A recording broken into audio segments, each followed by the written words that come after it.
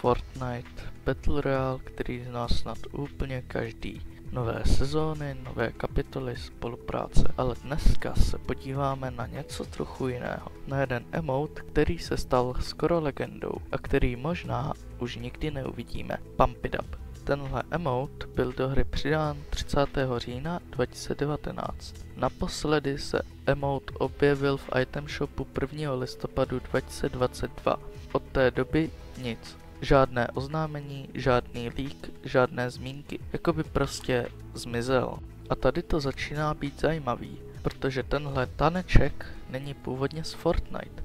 Je to starší, ikonický internetový moment. Poprvé se objevil v roce 2006 v televizním klipu na americkém kanále KXVO, kde moderátor Matt Geiler tehdy během Halloweenu vzal oranžový obleček, nasadil dýni na hlavu a začal tančit na píseň Ghostbusters.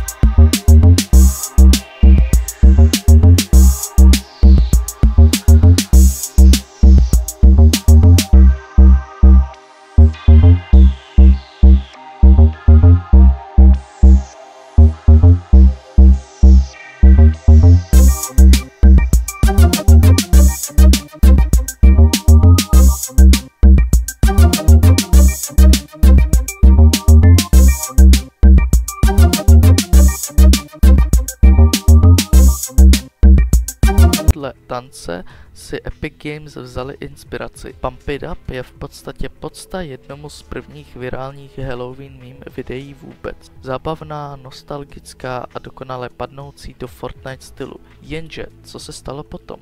Proč zmizel? No, existuje několik teorií.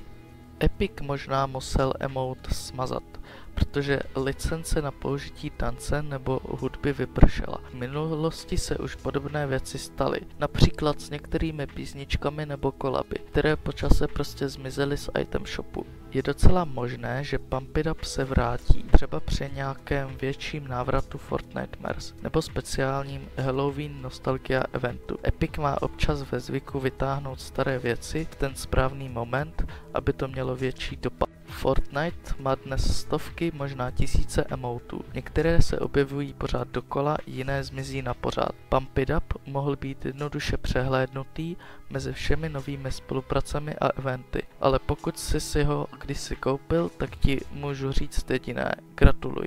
Máš v lokru kousek Fortnite historie.